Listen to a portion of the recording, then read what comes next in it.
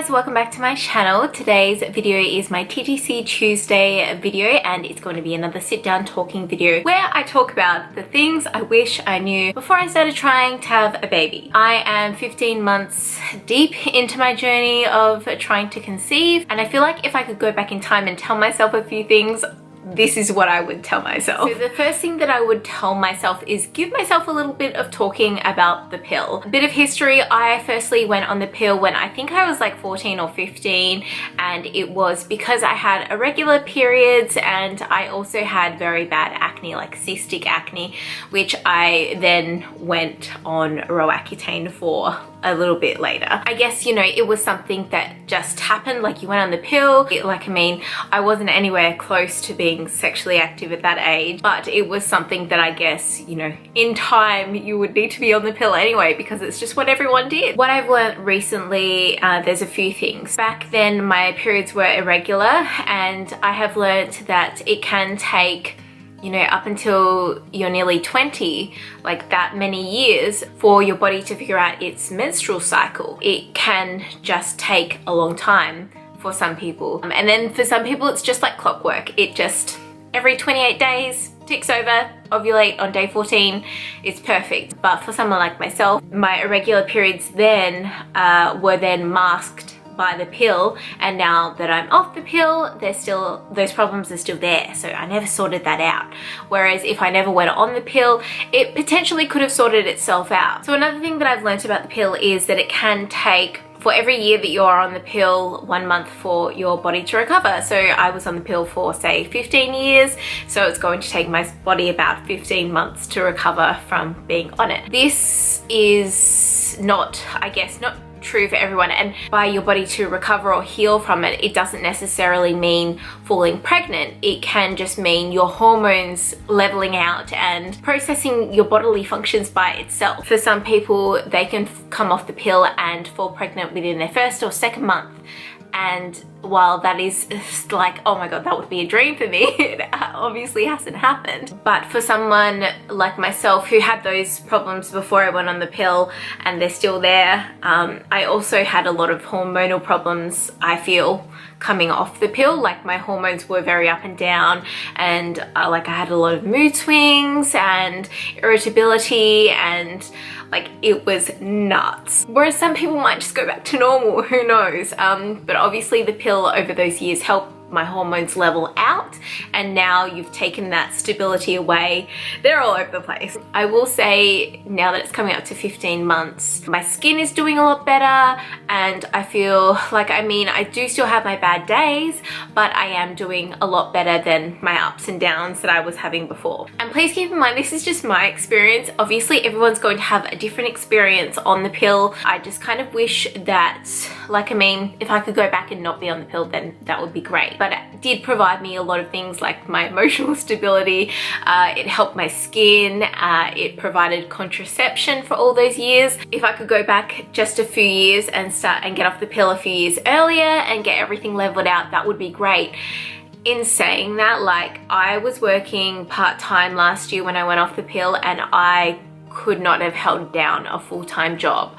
Plain and simple. Like, I am so glad that I was only working like 2 or 3 days a week, because it gave me a chance to have my bad days and not deal with too much at one time, if that makes sense. Another thing that I want to talk about, and this may not be for everyone, but it is insurance.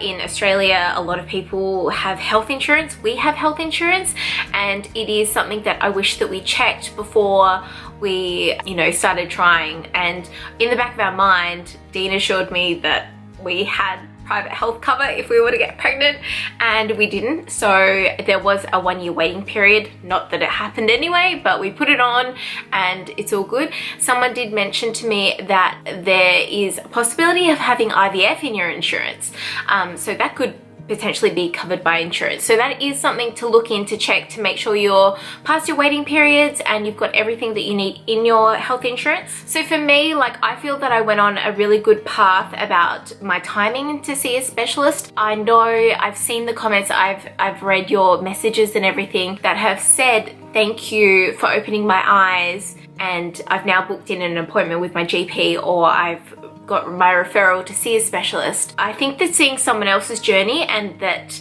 I wasn't afraid to go and get help has really inspired some of you to find out those problems. I know that there is a whole big, I don't know how to word it, but like a whole big thing about don't see a specialist until you've been trying for 12 months. For me, that wasn't the case. I went and I saw my GP after trying for 6 months. It may have potentially been my irregular periods or PCOS symptoms that got me through quicker. I don't know.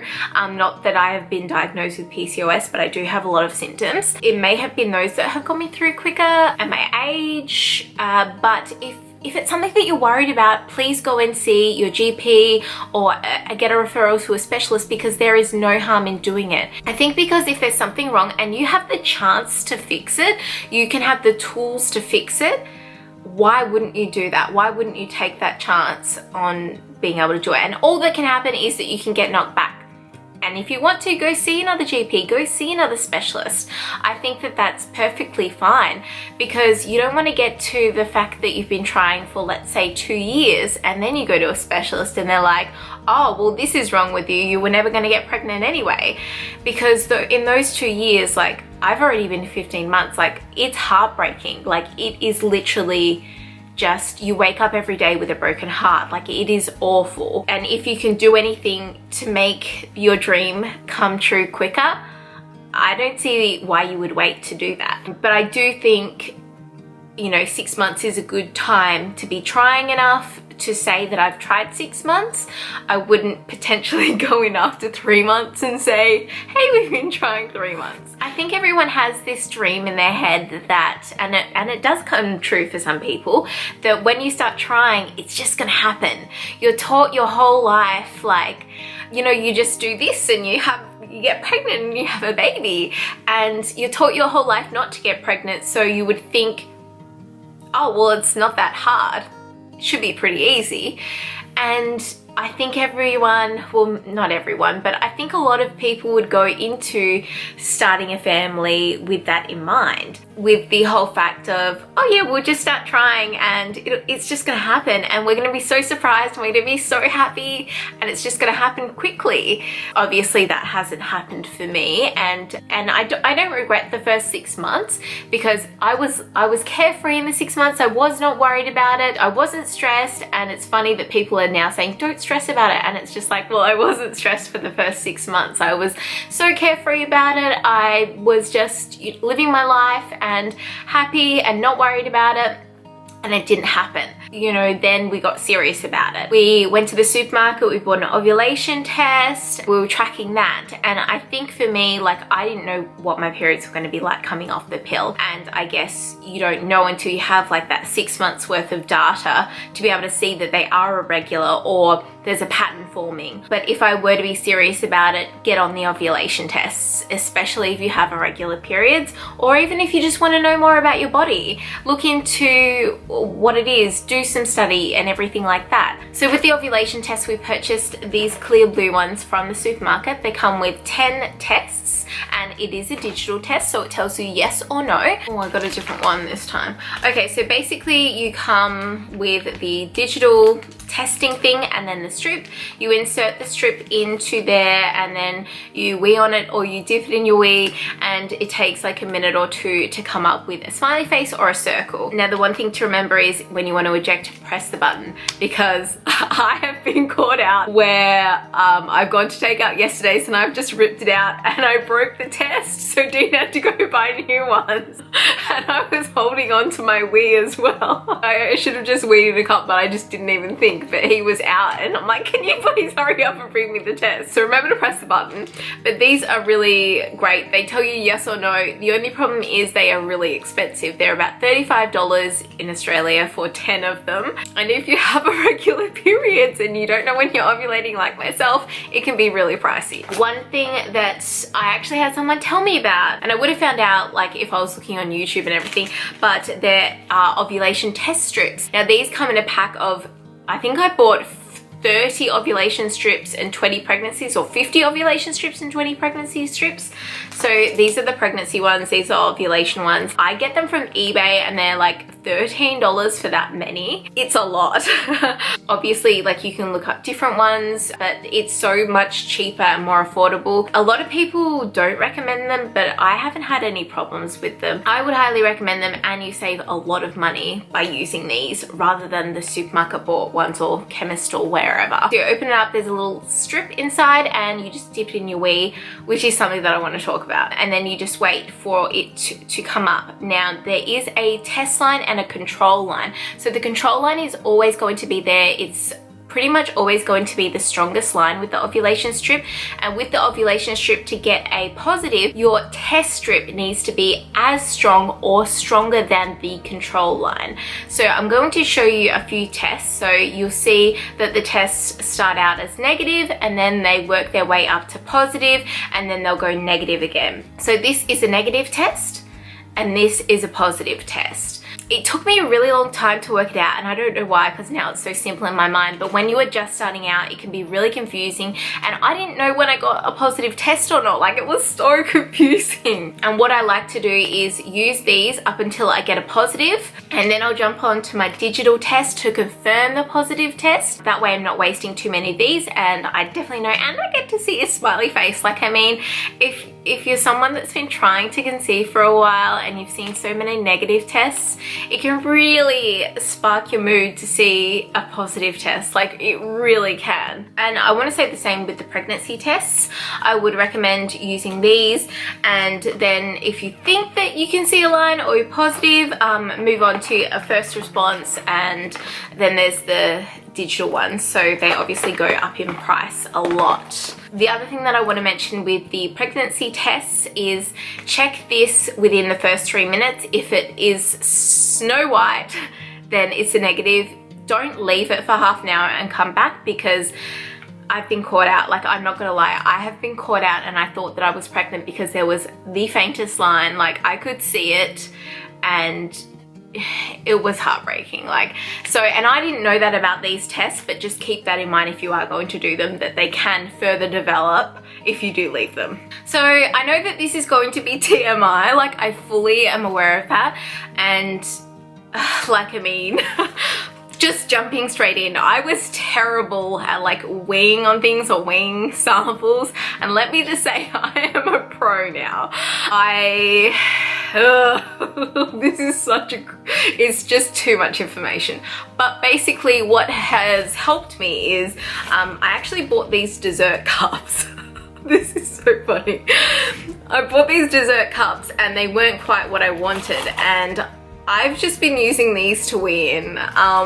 Obviously, like, I wash them after every use, but like, they're just a really good size, because you really, to get the best wee, you should use midstream. So you wee for a bit and then you stop, shove in the cup, wee in the cup, stop, pull out the cup, and then finish off the wee. And then when they get like gross, you can just throw them out.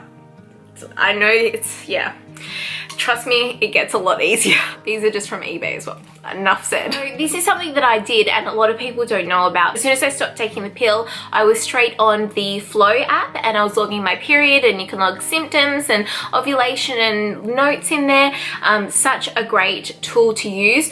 Obviously, like, I was just using the app to predict my ovulation, and you know, then we would base when we would be intimate on that. Obviously, I didn't know that I had a regular period, so that's when the ovulation test could have come in handy and really told me if I ovulated, but I didn't know. But the app can be useful. It does its best. You can change your cycle dates and times and things like that in there as well, put in your age, whatever.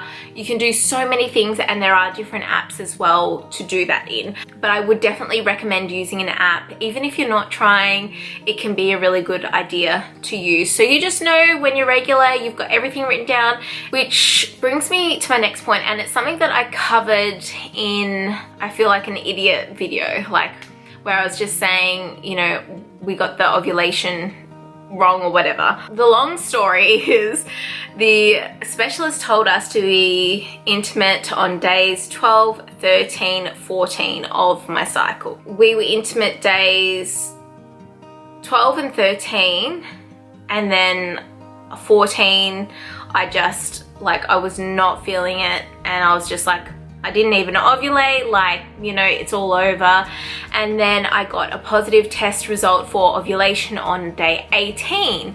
And so we were intimate then, but we weren't intimate the following days after. So with the ovulation, that's a pregnancy test. With the ovulation test, if you do test positive, it just means that there is a surge in your LH hormone, which means you are going to ovulate within the next usually 12 to 48 hours. So you'll have your surge, and then after that, then you'll ovulate. So if you straight away when you get your test, especially if you're testing morning and night, you'll get it, you'll be on it straight away, you'll know when it starts. You should try and be intimate as much as you can, but it can really help to be intimate leading up into those days.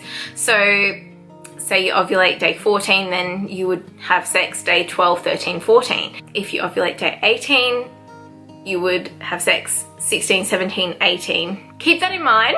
I am not obviously a specialist in any of these fields. I've just done my own research, and I think it was actually, like, I mean, this is going to give you a whole lot of information, like just even reading the pamphlet, like, you know, and I'm someone, I just don't read the instructions at all. Like, I just, so yeah, that can really help. Just so you know, there's this advanced one, and then there's a normal one. Just get the normal one. I don't think that you need the advanced one. Like, I'm gonna test it out. Should do a little review, first impressions. So obviously when you test, you shouldn't urinate 4 hours before testing. It says you can test any time of the day, but it should be about the same time each day. Many women find it most convenient first thing in the morning. The reason why I tested first thing in the morning is because it was a constant for me. However, a lot of people have said that it doesn't show up first thing in the morning, so it can be better to test later on, or in the afternoon, or in the evening, but obviously you need to hold your urine for 4 hours. So keep that in mind. This told me to do in the morning, and some others don't. So I guess getting that timeline right of being intimate,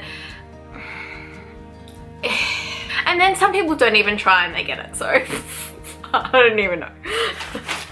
Who am I to even do this video? I'm not even pregnant. Okay, the next thing that I want to talk about is symptom spotting. If you have a symptom and you put it into Google, it will tell you it is an early pregnancy sign.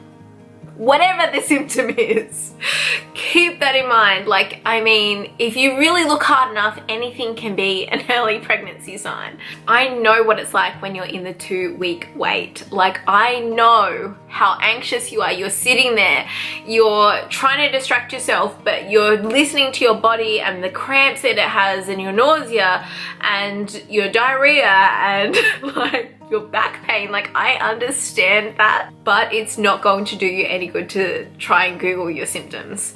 Trust me. It's so hard because when you're just getting into this, you don't know these things. Like, I wish I watched this video before I tried. Your body doesn't get pregnancy symptoms until 6 days past ovulation. So that's when implantation typically can occur. So anything before that is not a sign of pregnancy. Sorry. I know it's heartbreaking that you can't tell in between that time, but the best thing you can do is to keep yourself busy, keep yourself occupied, keep your mind occupied, whether that be going out and about, doing things, getting in the garden, doing housework, going on a staycation or a little holiday.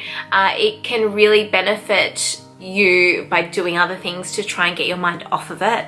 So try and do that as much as you can. And it's so hard because I know with my first cycles that I had the letrozole, I was having so many symptoms, and honestly, like, I'd never had PMS symptoms in my life, like leading up to anything, because I'd been on the pill for so long. And that made it really difficult for me because I was then having a regular cycle. Leading up to my period, I was getting all of these symptoms and I'd never experienced them before. So of course I thought I must be pregnant. Not every month they're the same, which is really hard as well. Whereas some people have clockwork symptoms every month. But yeah, every month is pretty much different for me, which is really frustrating. Symptom spotting is your enemy. But if you're anything like me, me wanting you isn't going to change what you're going to do anyway. Okay, so that's all my notes that I had written down about this journey. But like, I mean, I don't want to get emotional. I'm not getting emotional. I've been through so much in this past 15 months, and I wish I could spare you from all the heartbreak that you've been through if you have been trying for so long. And I do wish that you become pregnant as soon as you wish. Like, I mean, I wish you the best, and it's just, yeah, it can be a very long journey for some people, and it can be a very isolating journey and a very lonely journey, especially if you don't share that with anyone. And this is typically a journey that most people don't share. And you know, like, I've come so far that I felt like if I didn't share it, I was going to burst anyway. Whereas, you know, most people do get pregnant within the first 6 months or 6 to 8 months. And so they don't have to worry about all of these things. And so, you know, whether you're looking to have a baby in the next year, in the next couple of months, or you've been trying for some time now, I hope that this video does help you. And if you've got any suggestions for those who are wanting to start a family, leave comments down below. I love reading all of your comments, and I love that this is such a positive and helpful place for not only me, but those who are going through the same thing as well. I just love that we can all, like, yeah, I wish I could do more for you guys, and I don't exactly know what, but yeah, I just want to say thank you so much for all of your kind words and your love and support. It's been a long journey for me so far, and you know, like, every day, hopefully I'm getting closer to having my baby. Hopefully. I have not given up hope. There are definitely days where you give up hope, but you know, the next day you wake up and you know that in your heart it's what you want. You want that baby. So hopefully this video has helped you out, and sending you so much love and baby dust, and I'll see you next time. Bye.